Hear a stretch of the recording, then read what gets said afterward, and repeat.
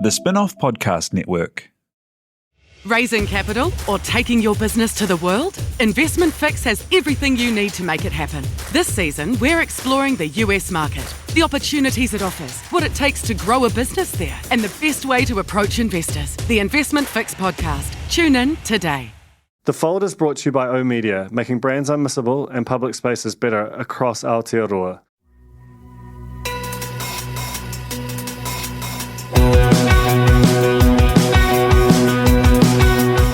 No mai, hoki mai, ko Duncanbury tēnei, and welcome to The Fold. This week my guest is Samson Samasoni, who got in touch with me in the aftermath of New Zealand On Air's Where Are the Audiences research, which any regular listener will know is an object of real fascination for me. And he had some really interesting things to say about the research, about the methodology, about what's really good and important about it, and about the things that it could improve. And I ended up sort of chatting with him on the phone and over email in the coming days, and I thought he would make a fantastic guest for this podcast, largely because of his background. So Samson started out training as a journalist and worked in Aotearoa in the early 80s. Went to journalism school alongside Tapu Misa, one of the real lions of Pasifika journalism. But he's had a really extraordinarily varied career since. Worked in the Ministry of Pacific Island Affairs under the Minister Richard Prebble in the mid-late 80s, and then has had a long career in corporate communications, public relations, and change management. These are words which the journalists among you might recoil at. There's a thing which was I was literally trained in journalism school told to consider that people in PR were quote unquote paid liars, and it's a very sort of seductive myth. And when you kind of look at the explosion of comms in government and and the shrinking of journalism, it's very easy to be sort of taken in by it. I personally never really bought it, and buy it less and less now, and have huge respect and admiration for people in communications as a discipline.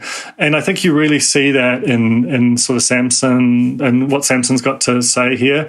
He's taken this global experience, he's taken his own sort of Pasifika background, he's Samoan and from Tokelau, and has sort of taken that experience, those kind of big kind of conceits, and a real sense of mission around trying to achieve more equitable outcomes across a whole range of areas for Pasifika, both in the islands and within New Zealand. And that's really what this discussion is about. It's about the kind of the research or the lack thereof that tells us what we're all doing with our time. As I alluded to a couple of weeks ago, the era where we sort of all did broadly the same thing is just completely obliterated. Now it is very much opaque. We live in an era where we all have our own media consumption patterns, and those are defined and delineated by our ethnic background, by the communities to which we belong, by our age, by our relationships and communities, and largely the media, the communications industry in its broader sense, and government's interaction with both of those hasn't really kept pace. And I think you see right now, and this is where we sort of start the discussion, is that when you're trying to vaccinate a whole country very quickly, and the consequences are life and death and hugely impactful economically, knowing how to effectively communicate with those people, it really, really matters. And I don't think there are many people in New Zealand with a better and more kind of well-rounded view on that than Samson. So have a listen to this. I think there's a lot in it. This is Samson Samasoni on The Fold. Talofa lava, Samson, and welcome to The Fold. Tēnā koe, Duncan. Mā rō rawal soi fu maua. It's good to be with you. So I didn't even know you a couple of weeks ago, and the reason that we're here is actually you got in touch out the back of a podcast I did and a piece I wrote off the back of New Zealand On Air's Where Are the Audiences piece of research, which, you know, any regular listener to this podcast will know I'm quite obsessed with. And you had some really, really, I think, interesting insights into one of the pieces that I singled out, the sort of what it showed about Pasifika audiences, and I think that, you know, and you had some quite interesting both things and parts of it you liked, but also some critiques as well. I just wondered if you could start by just telling me what it was you found sort of interesting, instructive there, and any kind of frustrations you kind of had with it as well. Sure. Look, the great thing is just the depth that it does go into. It's the major piece of research we've got on Pasifika audience and media consumption that we've got, and for other audiences as well. So what they've done is highly important in terms of putting this together, and I think since 2016, so it's a really valuable piece of research to have. But I guess I'd like to view it more as a start as opposed to the end of something. You know, I think there's more that we could glean from research like this and other things that we could get into more depth about. One of the frustrations I do have is the methodology for the way that the research is done. And it's not just this piece of research. There are other research involving Pasifika where I think it could be done a little bit differently to get more insightful information from. So the key thing here is that I think it would be good if it wasn't just done via telephone and online resources. We know that, or online panels in this case, we know that Pasifika feature heavily in the digital divide. The estimate is that about 30% of Pacific people have some complications or difficulties with accessing digital devices, resources, internet, that sort of thing. So having too much reliance on online surveying may not give us a true picture. And then the other thing is the use of landlines. Look, I found myself that, you know, I actually don't know many people that have landlines, and I think that probably mobile phones in terms of doing these surveys would be perhaps more insightful, especially since the Pasifika community does skew younger, given our median age is 24. So those are the key things that I think that would give us a bit more useful approach to these sorts of things. But I'm not belittling or disappointed overall about the way that the survey's done. The fact that it's there, it's available, it gives us something to look at and to follow the trends since 2016 is highly invaluable. And I think there's just some more that could be done, perhaps. Yeah, I mean, that's... I kind of have a similar relationship with the research in some senses. That in some respects, it's quite extraordinary that they're given the total quantum of government spending and just how sort of stratified and our society is and how much our behaviour is changing at the moment, particularly for communities like Pasifika and some other of our fastest growing communities, which have different age profiles and different, as the survey shows, different media consumption habits. The fact that it's this one big but also relatively small piece of research that is the only thing that's kind of out there, what is the value of research and how might government sort of spending or its just ability to kind of conduct itself democratically be improved by having better, more targeted research of this nature? Well, look, specifically in terms of this research, I mean, one of the things I think we need to look to is at the margin of error. So the general report has 2.6%, plus or minus 2.6%, whereas the Pasifika and the low socioeconomic one, I think it's at about 6.5. So 6.5% is quite a spread, in terms of we've got a 14% spread there.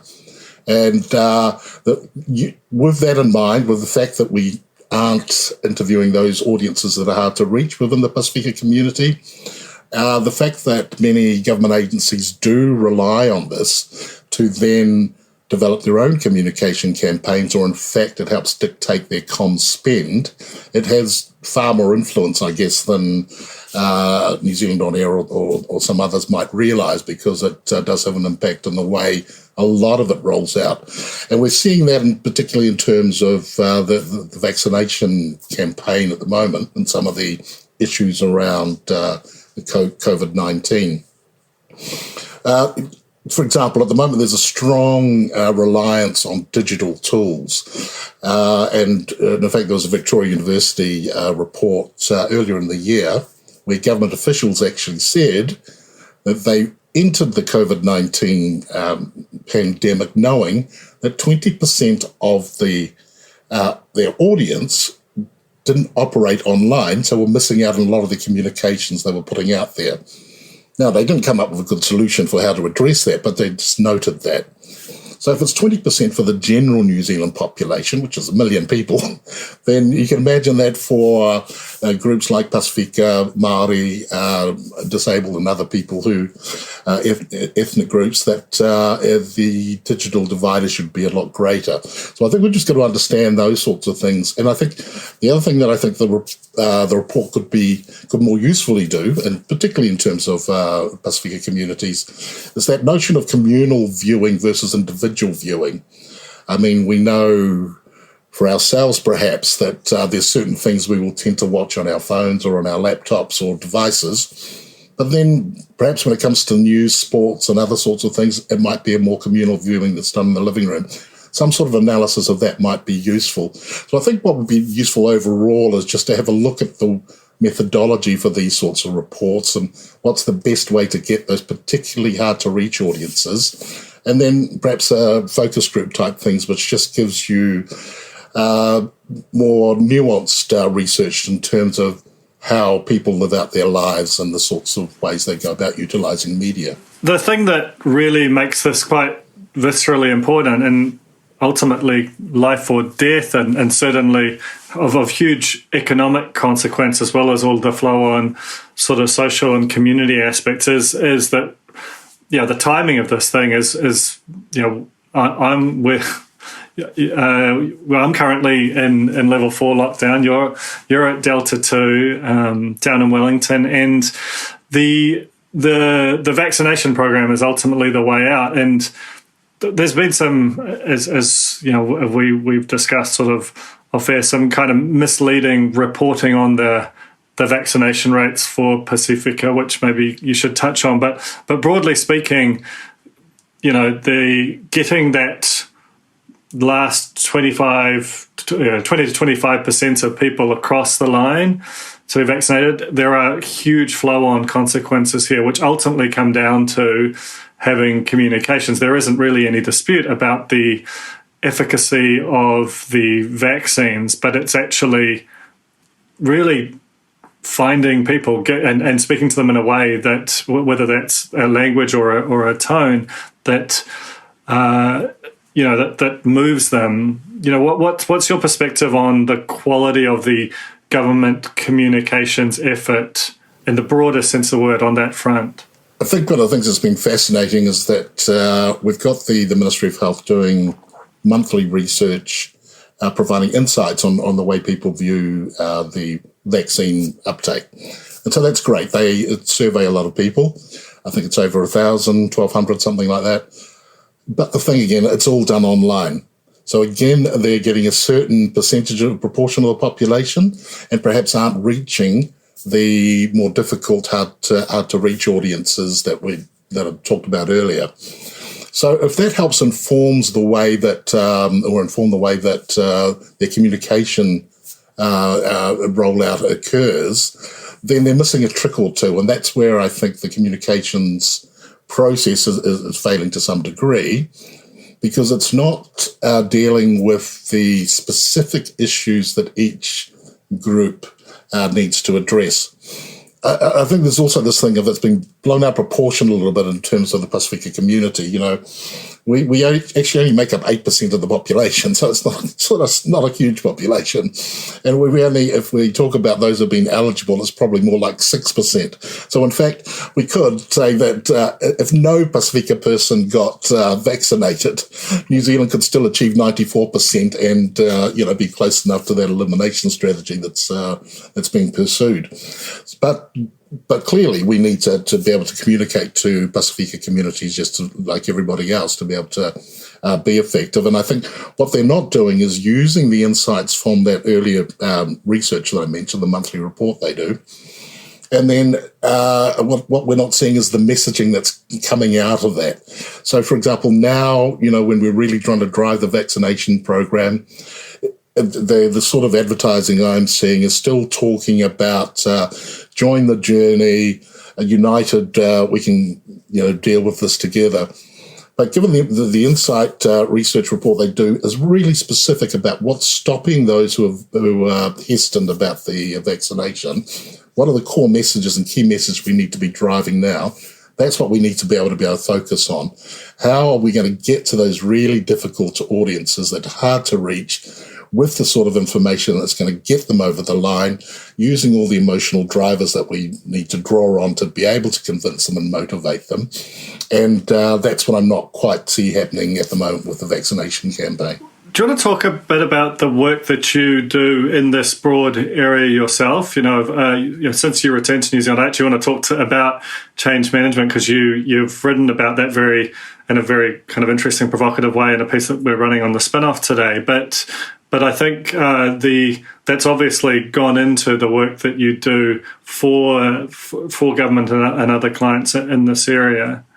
Yeah, just discuss that if you don't mind. Yes, it's an interesting one because I really did government communications before, let's say 2000, and it was fairly much just your typical corporate communication style thing. But around 2000, I'm going to say it was probably Tipping Point, Malcolm Gladwell's a book on that started to change my thinking about the way we do communications, particularly the way that it affects the audiences we're trying to reach. And I was specialising in Pasifika communications at the time.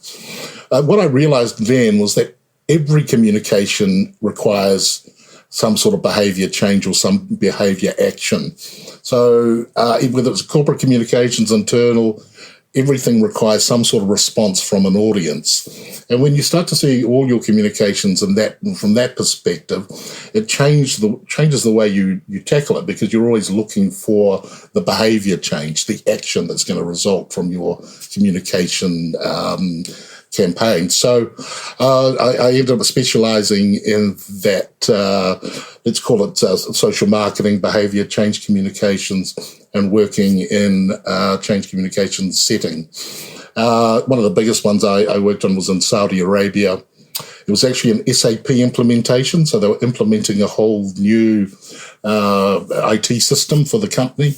It was SABIC in Saudi Arabia, which I think is about the fifth largest petrochemical company in the world.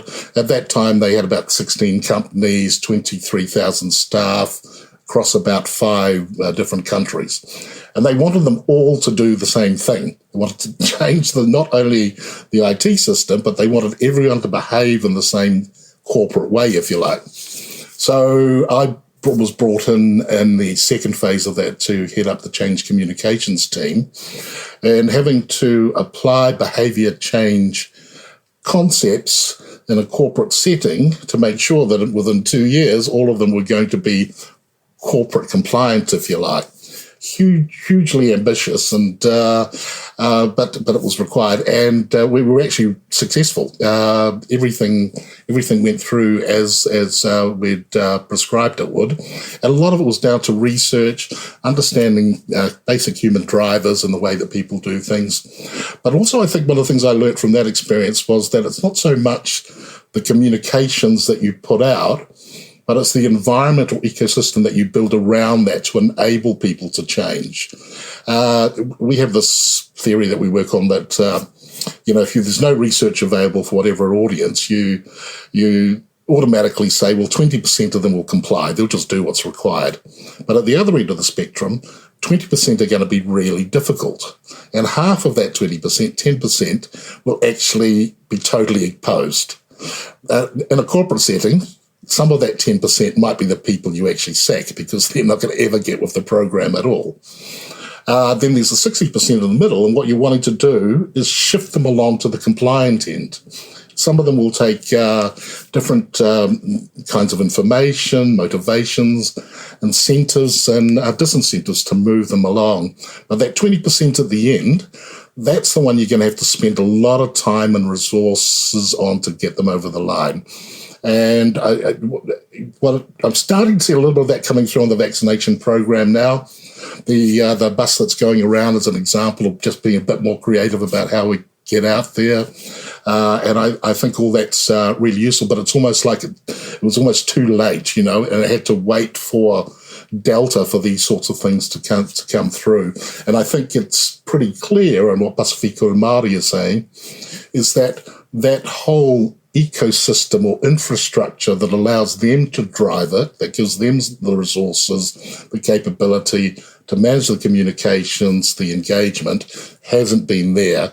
And this is why they've been complaining about it in the past. So I've been concentrating on that in my career and various other things until I got back to New Zealand about 6 years ago.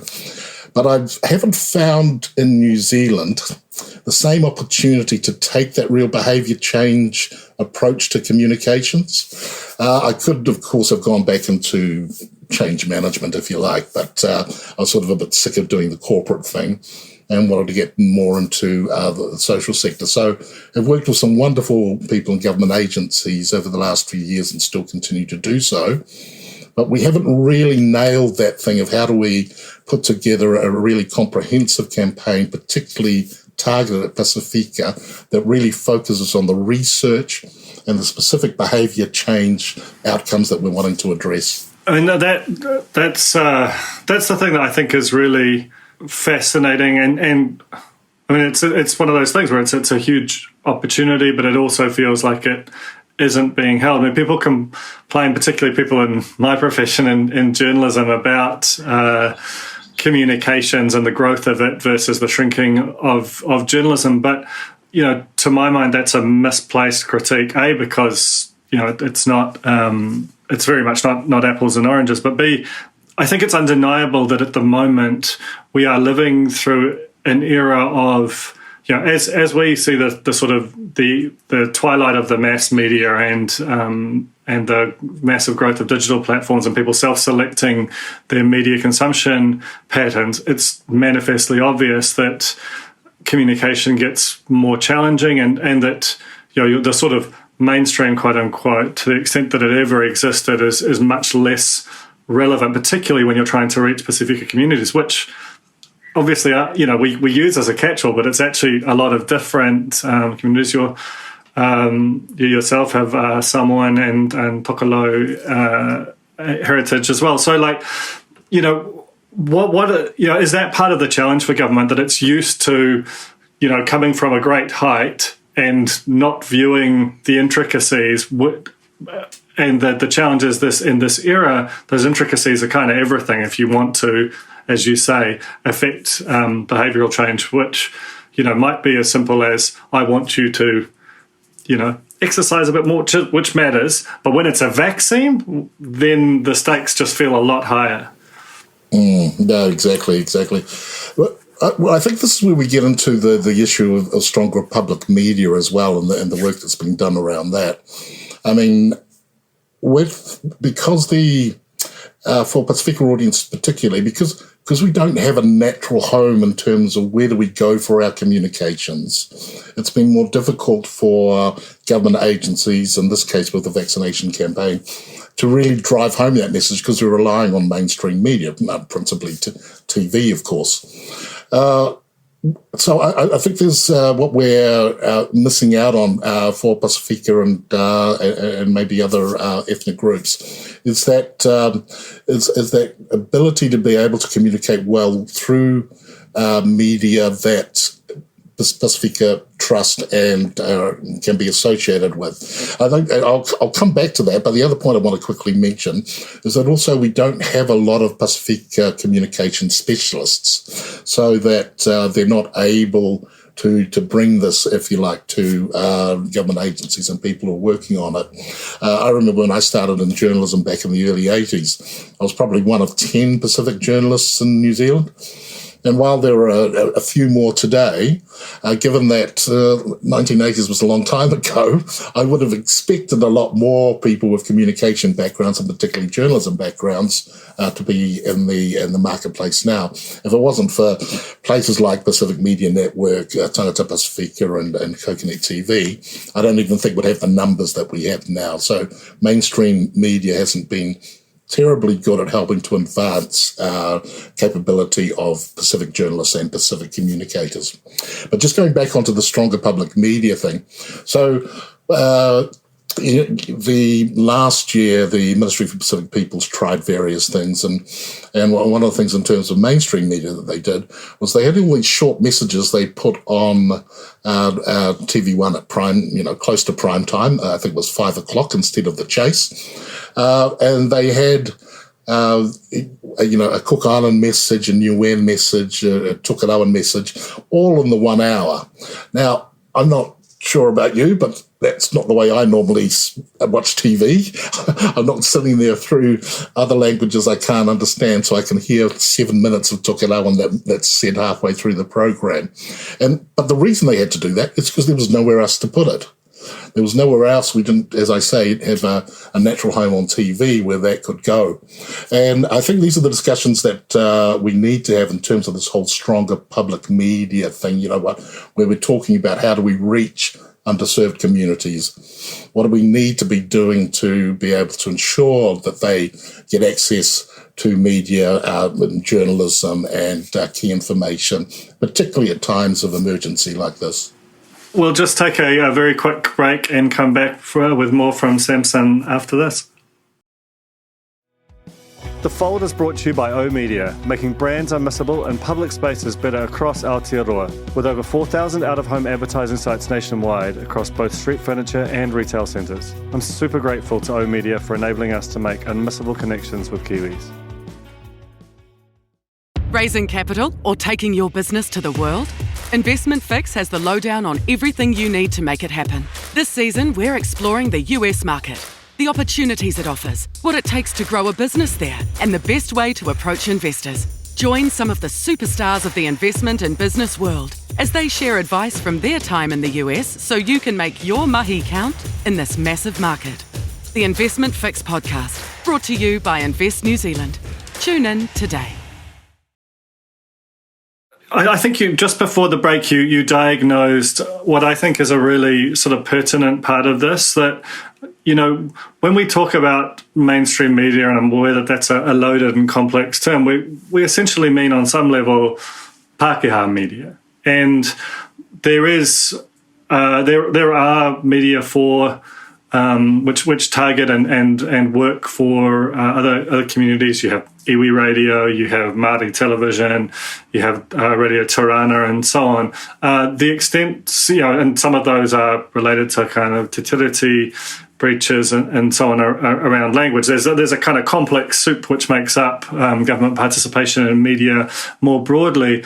But as you point out, for Pasifika, and I think we're going to see this with, we've got part of the waves of immigration we've had, particularly over the last 10 years, means that we now have, and in many respects, this is a really lovely thing about modern New Zealand, is that it is a very diverse society. You have large Filipino communities and ethnic Chinese communities and so on.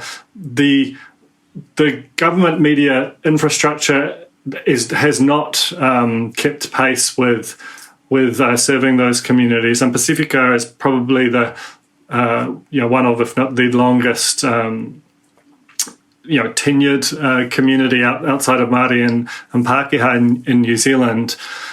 You're absolutely right. You feel that absence. Had that infrastructure been built at a different time, it might have been able to transition to digital in a different way. And and obviously, that we do. That's notwithstanding the fact that Coconut exists and and Tangata Pasifika exists and so on, but they are relatively contained, and certainly in terms of the quantum of their funding. How would you, if you were to sort of advise a New Zealand On Air or even a Chris Fafoi, go about solving what is now quite a pernicious problem in certainly, I think, the most difficult era we've ever had to try and solve it, especially given that, as you said earlier, Pasifika audiences they're in many ways the future of New Zealand. They're our youngest audience, so their behaviours demographically represent challenges where we're going to have to solve for the whole of the population in years to come. Yeah, look, it's a fascinating point. I watch 6 o'clock news most nights, and I think about the rest of New Zealand, wondering why is there so much Pasifika news on at the moment, particularly over the last couple of weeks. But when you think about the fact that in Auckland, 1 in 4 children have at least one Pacific ethnic identity, you can perhaps understand why there is such a focus, particularly in cases like this with the COVID pandemic, why there is such a strong focus on Pasifika communities. And so what our broadcasting public media thing hasn't been able to do is to be able to address those sort of communication issues. So it's been a fascinating discussion thinking about what is the problem, I think, and why do we need to change and come up with a stronger public media?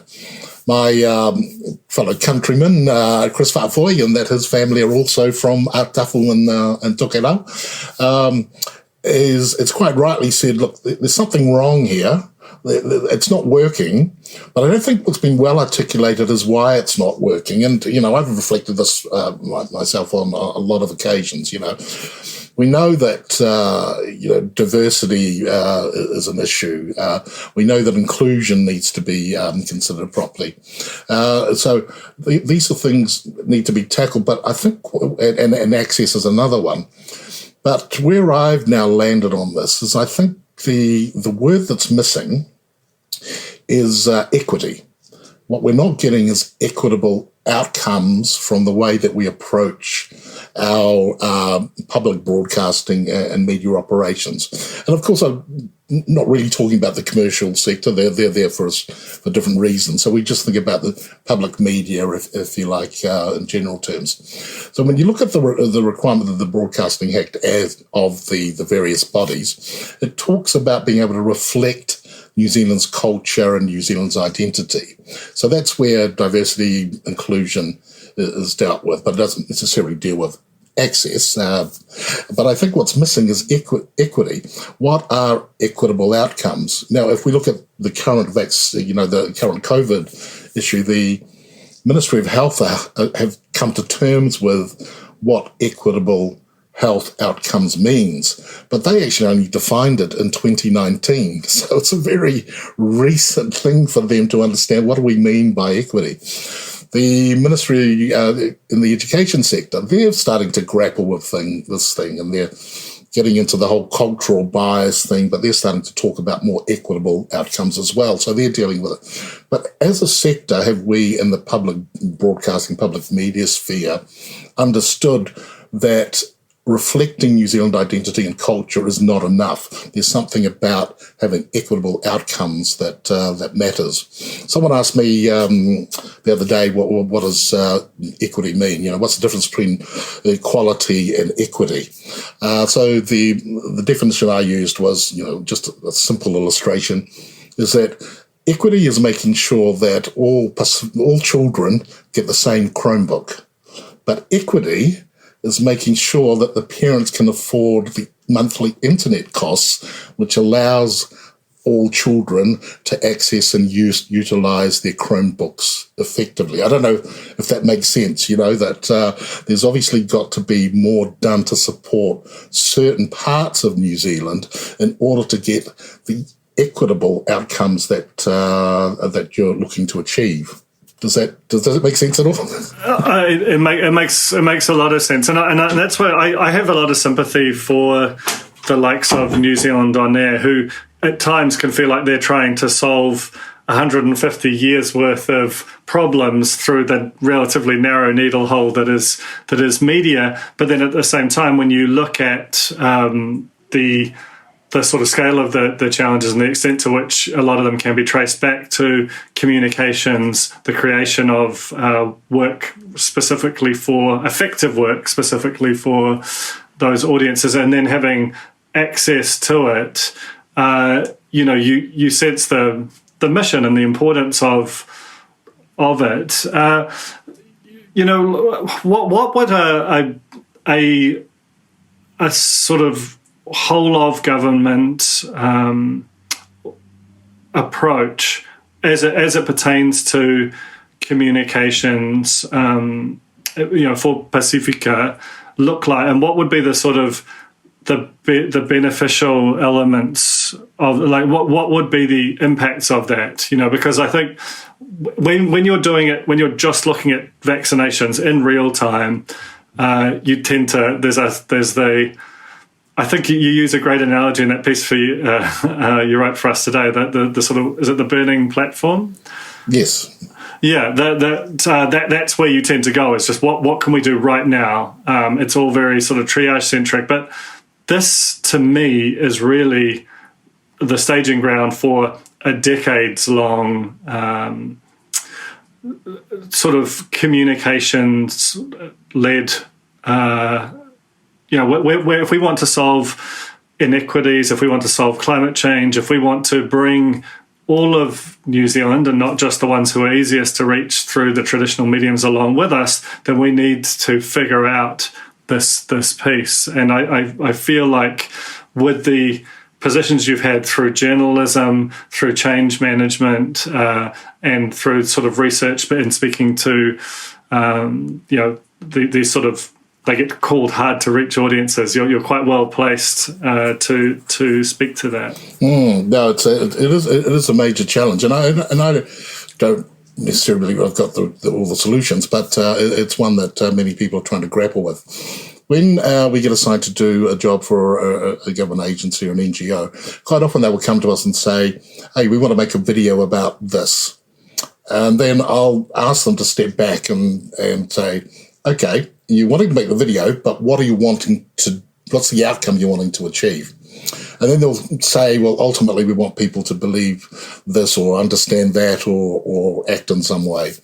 So what they've done is already decided that the medium they're going to use to be able to achieve the outcome that they are trying to affect. And I think sometimes that's how we come at things. We, particularly in government communications things, we've got an idea of how we're going to deal with the problem before we've really fully understood other ways of being able to reach the same outcome. And I think that's the case for some of the work that's going on here, that we're saying that TVNZ and RNZ needs to be merged, broken up and dealt with in some way in order to achieve, I'm going to call it, an equitable outcome for all New Zealanders. And because that's what we've been dealt with. We've got the infrastructure there. We've got the things that have already in place. We've invested way too much in it, so we can't muck around with it too much. But if we tinker around with a few things, then we might end up with a different result at the other end. But I agree with you. We're at a fundamental point now, and this is the point that Chris Farfoy is making. If we do this right, this will lay the groundwork for how public media will operate over the next 20, 30 years, definitely a generation. So in terms of the way we need to go about it, I think first of all, New Zealand On Air and all the other operators that are in this, they're doing exactly what they've been charged to do, and they're doing it really well. I don't hear anyone complaining about the way that New Zealand On Air operates. It's producer-led. They're very efficient. They go with what broadcasters require or what they're needing supported. So no issues at all about the way that New Zealand On Air manages things. But because of the way the institutions, the ecosystem, the infrastructure is set up, are we then able to provide all the different platforms, the different channels of communication that will enable audiences like the difficult to reach like Pasifika to be able to access the information, entertainment, and so on that they need. And this is where we get into that chicken and egg thing with some of the New Zealand On Air funding. They look at their research and say, look, a lot of the Pasifika audience is online. You can see they're spending a lot of time watching YouTube and TikTok and so on. So let's head that way. So that's where a lot of Pacific content ends up going, because of course it's hard to get it onto primetime mainstream linear TV. So then the audience is further driven there, because that's where they're going to find the things that are of interest to them. So is it because the audience is there that we're then supporting them, or are they being driven there because that's where they can easily access the whole thing? If we look at radio, for example, I think that's a better example of where we've tried to build an ecosystem that is more reflective or more supportive of this equitable outcome. And clearly Pacific Media Network is the prime example of that, where you've got programming in Pacific languages.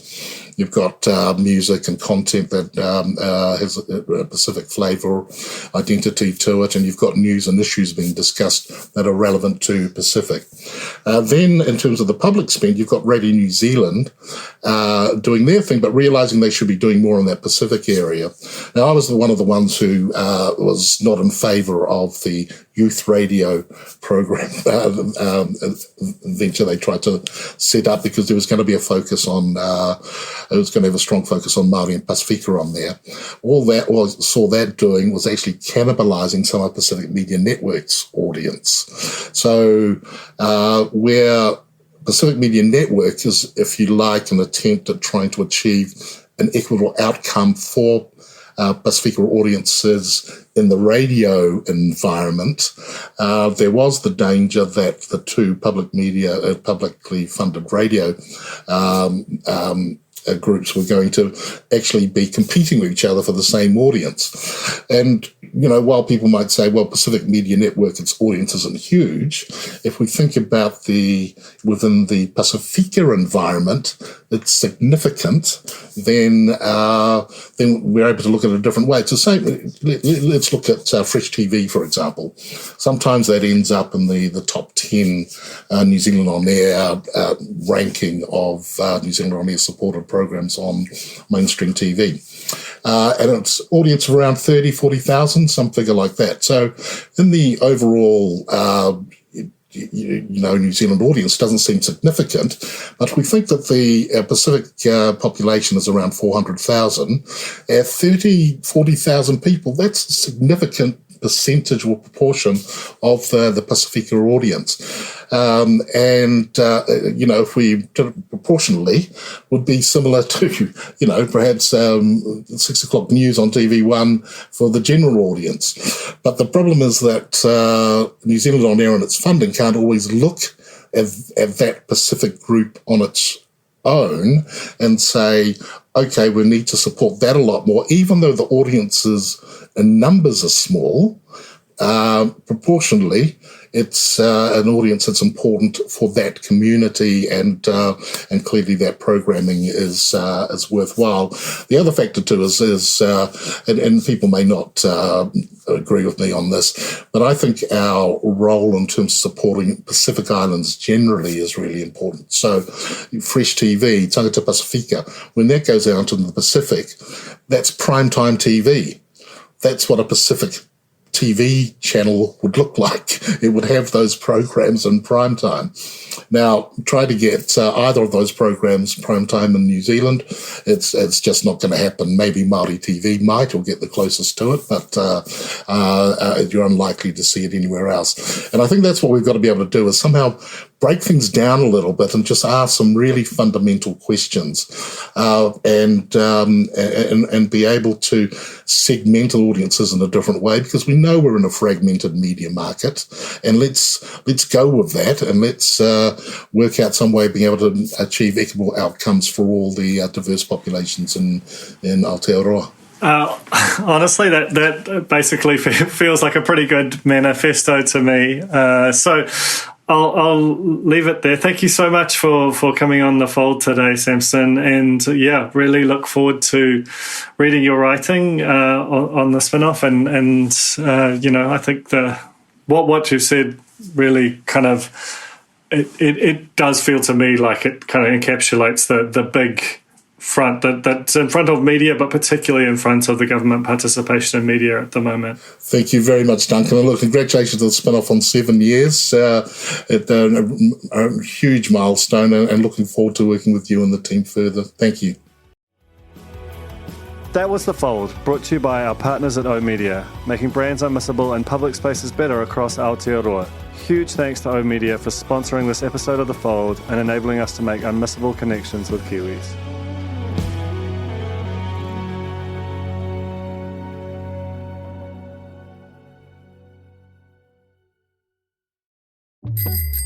Ready to rediscover the joys of cycling? With over 300 kilometres of cycle paths across Tāmaki Makaurau, jumping on your bike and going for a ride is such a fun way to discover the city from a different perspective. Cycling is getting more and more popular across Auckland, so now's a great time to join the hype and give cycling a go. Head to at.govt/cycling to find your nearest cycleway today. The Spin-off Podcast Network.